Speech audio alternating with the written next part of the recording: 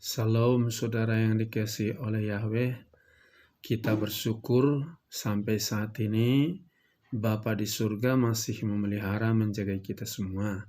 Pada saat ini kita mau dengarkan firman Yahweh, namun sebelumnya kita berdoa. Bapa di surga, terima kasih, kami bersyukur atas pemeliharaan-Mu. Kami bisa hidup sampai hari ini karena anugerah-Mu memasuki minggu terakhir di bulan Juli ini. Dan saat ini kami mau dengarkan firman-Mu, Roh Kudus urapi kami, agar kami dikuatkan, diteguhkan melalui firman-Mu. Kami sambut firman-Mu dalam nama Tuhan Yesus kami berdoa, haleluya, amin.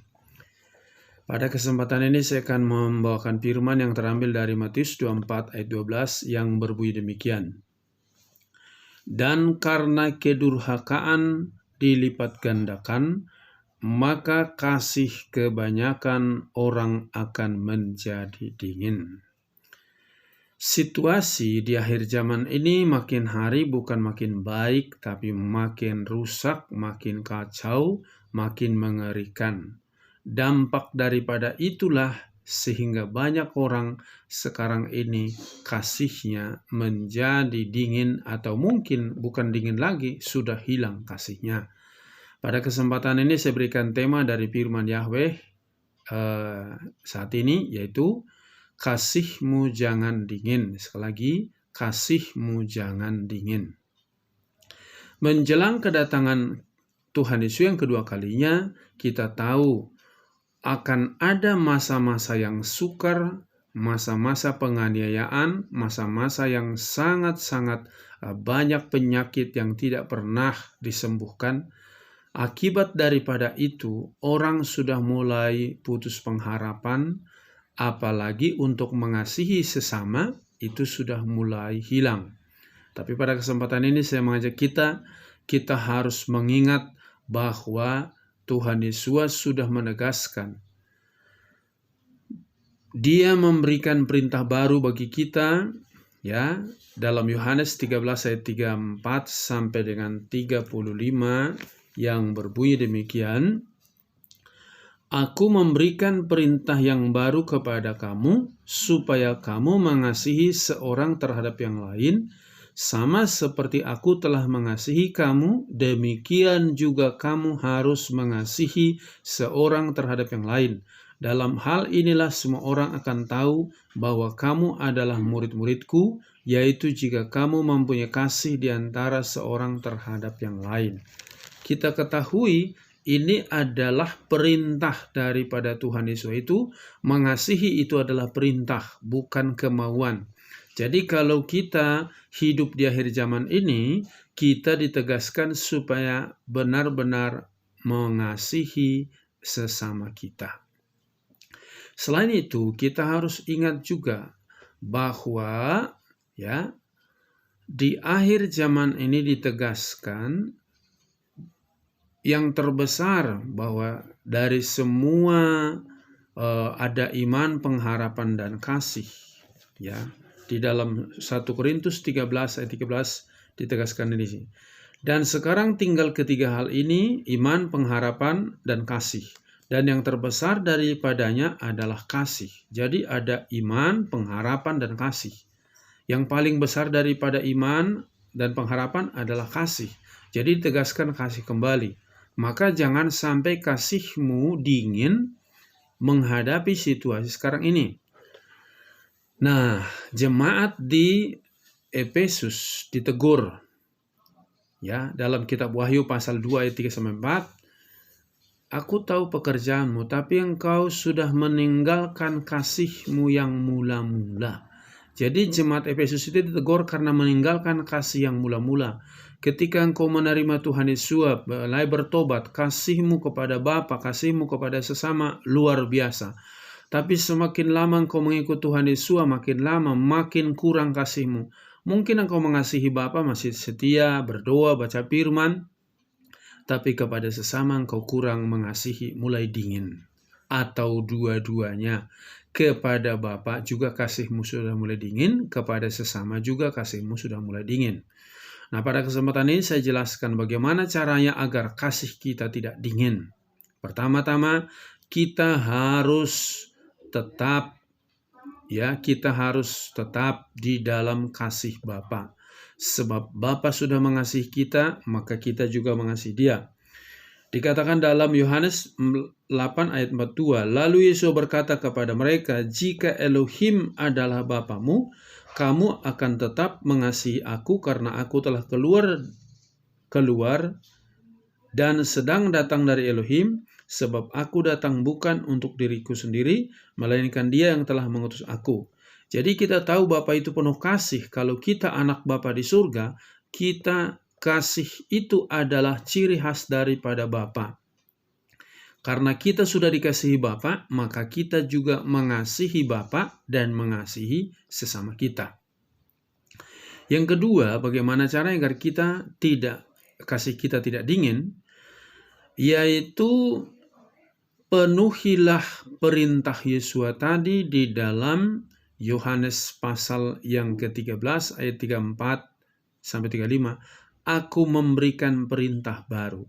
Jadi mengasihi itu adalah perintah. Kalau engkau ingin selamat, lakukan perintah Dia. Apa perintahnya? Mengasihi, ya, mengasihi sesama. Kalau kita ingat, saudaraku, di dalam Matius pasal yang 25 ditegaskan bahwa ketika aku lapar, kau memberi aku makan, ketika aku haus memberi minum, ketika telanjang kau kasih baju, ketika aku sedang sakit kau melawat aku. Kapan kau melihat engkau lapar, haus, telanjang, sakit? Tuhan Yesus jawab, apa yang kau lakukan kepada yang hina ini sama dengan berbuat kepadaku. Situasi zaman sekarang ini, banyak orang tidak peduli kepada sesamanya, masa bodoh. Karena apa? Boro-boro untuk mengasihi kamu, boro-boro untuk nolong kamu, buat saya aja sudah susah. Sebenarnya kasih itu bukan hanya masalah materi atau uang, tetapi tenaga, waktu, pikiran, saran kita berikan kepada orang. Di saat kita mengalami berbagai pergumulan, orang minta tolong kepada kita, tolong bantu saya dalam doa. Kita berkata, aku pun butuh doa. Sebenarnya itu berarti kita sudah menghilangkan kasih, atau kasih itu sudah tidak ada. Harusnya bagaimanapun beratnya pergumulan kita, ketika orang minta tolong, mohon doa, kita harus mendoakan mereka, melayani mereka. Itulah kasih yang nyata. Jangan kasihmu dingin. Yang berikutnya, yang keempat, bagaimana supaya kasihmu tidak dingin? Dikatakan kita sudah menerima pengampunan dari Yesua. Ya, kita sudah menerima pengampunan dari Yesua, maka kita juga memberi pengampunan kepada orang lain. Di dalam Lukas pasal 7 ayat 47 yang berbunyi demikian. Oleh sebab itu, aku berkata kepadamu, dosanya yang banyak telah diampuni karena ia telah banyak mengasihi. Tetapi yang kepadanya sedikit diampunkan, dia sedikit mengasihi. Kalau engkau merasa dosamu sudah diampuni sepenuhnya oleh Tuhan Yesus, maka engkau juga harus belajar mengasihi orang lain. Karena apa? Orang yang banyak menerima pasti banyak memberi. Orang yang banyak menerima pengampunan pasti banyak juga memberi pengampunan. Dan satu saat murid Tuhan Yesus bertanya kepadanya, berapa kali kita harus mengampuni orang? Mengampuni orang hanya 70 kali 7 kali. Jadi kita lihat di sini bahwa kita mengasihi itu karena kita sudah menerima pengampunan. Kita juga kalau sudah menerima pengampunan, belajar juga mengampuni orang lain, belajar mengasihi orang lain. Bahkan musuh-musuh kita pun kita harus kasihi. Nah, kita ingat bagaimana Stefanus ketika dirajam pakai batu karena memberitakan Injil dalam Kisah Rasul pasal 7 ayat 59 sampai 60. Saat dia sedang berdoa, dirajam batu, dia berkata, Bapa, ampunkanlah dosa, jangan tanggungkan dosa ini kepada mereka, ampunilah mereka. Kita lihat di sini dalam keadaan menderita pun, dalam keadaan tersiksa, dalam keadaan begitu menyakitkan, Stefanus masih memberikan kasih. Jadi jangan dingin kasihmu. Ya, ketika juga Daud berkali-kali mau dibunuh sama Saul, tetapi Daud tidak pernah melawan Saul itu. Bahkan setelah Saul meninggal, Daud menjadi raja, dia bertanya, masih adakah keturunan Saul yang masih hidup? Ada. Semua warisan dari nenek moyangmu kuberikan kepadamu. Seharusnya Daud bisa memberikan satu ketegasan membunuh keturunan Saul, karena Saul pernah berkali-kali mau membunuh Daud. Tetapi justru Daud membalaskan kejahatan daripada Saul itu dengan kasih. Karena kasihnya hidup, kasihnya bukan dingin, tapi kasihnya hidup. Nah, saudara, kenapa kita harus mengasihi? Karena kasih itu adalah syarat masuk ke dalam kerajaan surga. Di dalam Matius 6 ayat 14 sampai dengan ayat 15, bagaimana Tuhan Yesus menegaskan, jika kamu tidak mengampuni, jika kamu tidak mengampuni dosa sesamamu, maka Bapamu di surga juga tidak mengampuni dosamu. Tapi jika engkau mengampuni dosa sesamamu, maka Bapa di surga juga mengampuni dosamu. Jadi di dalam keadaan sekarang ini, bagaimanapun mungkin engkau berkali-kali ditipu, dikerjain orang, dirugikan orang, jangan sama kau dengan dia, tetapi tetaplah kasihmu hidup, kasihmu nyala, kasihmu nyata, bukan kasihmu dingin. Orang itu merugikan aku, orang itu membuat aku sengsara, orang itu menipu aku tidak mau mengampuni. Kalau engkau tidak mengampuni orang, engkau tidak masuk surga. Jadi sekarang bagaimana? Belajarlah mengasihi orang, apapun keadaannya. Jangan kasihmu dingin, karena yang kita utamakan apa? Aku harus melepaskan pengampunan supaya aku masuk surga. Jadi situasi sekarang ini, masalah virus, masalah kesulitan uang, masalah kesulitan kerjaan, masalah kesulitan pendidikan, apapun kesulitanmu saat ini, jika engkau mengasihi Bapa dengan sungguh-sungguh, maka engkau juga mengasihi sesamamu dengan sungguh-sungguh. Jangan sampai padam roh itu. Dan supaya kasih itu tetap ada dalam diri kamu, yang berikutnya dikatakan, peliharalah Roh Kudus itu. Buah Roh Kudus yang pertama adalah kasih. Dalam Galatia pasal 5 ayat 22 dikatakan buah roh adalah kasih. Yaitu yang pertama, kasih.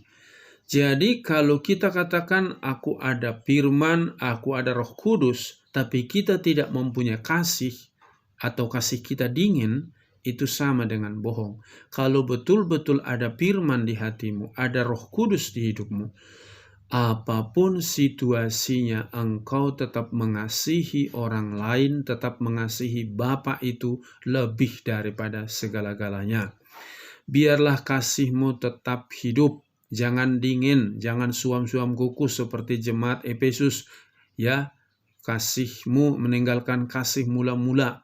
Jadi jangan sampai seperti itu. Biarlah melalui firman ini, jika engkau mengasihi Bapa dengan sungguh-sungguh, mengasihi sesama dengan sungguh-sungguh, pasti berkat itu akan datang kepadamu. Amin. Sampai di sini firman Yahweh, kita berdoa. Bapa di surga, terima kasih atas kebenaran firman-Mu yang sudah kami dengarkan. Biarlah roh-Mu yang ajaib itu mengurapi setiap kami agar firman-Mu itu hidup dan benar-benar menghadapi situasi sekarang ini yang sulit, yang semakin parah. Kasih kami tidak dingin, tapi kasih kami terus menyala-nyala, kasih kami terus nyata, baik kepada Bapa, baik kepada sesama kami, karena itu adalah perintah-Mu Bapa. Dan yang paling utama, kami harus mengasihi sesama kami dengan tulus, dengan benar, supaya kami juga bisa masuk dalam kerajaan surga. Jika kami tidak memiliki kasih, maka tidak mungkin kami bisa masuk surga. Oleh karena itu Bapa, biarlah firman-Mu itu meneguhkan hati anak-anak-Mu, supaya tetap hidup di dalam kasih, dan kasih-Nya menyala terus untuk kepada Bapa, untuk kepada sesama. Apapun situasi sekarang, kasih kami tidak dingin, tapi kasih kami hidup menyala-nyala. Terima kasih, terpujilah namamu Bapa. Berkati bapak-bapak, ibu-ibu, pemuda, remaja, anak-anak, supaya tetap hidup dalam kasih-Mu. Berkati hamba-hambamu, anak-anakmu. Berkati bangsa dan negara kami, supaya tetap dalam perlindungan-Mu. Terpujilah namamu, di dalam nama Tuhan Yesus kami berdoa. Haleluya. Amin. Salam, Yahweh berkati.